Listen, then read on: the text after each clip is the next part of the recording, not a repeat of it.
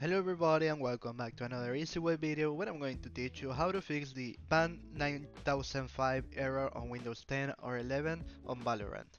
Well, actually this error is very common and the solution is also very common and easy. So the first thing you have to do is to go to your Windows key and here you have to write CMD.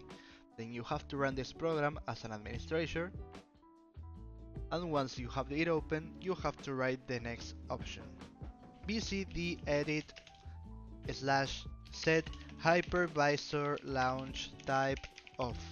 Once you do that, the next step you have to do is write exit, and now when you open the Valorant, you will be able to play the game without any problem.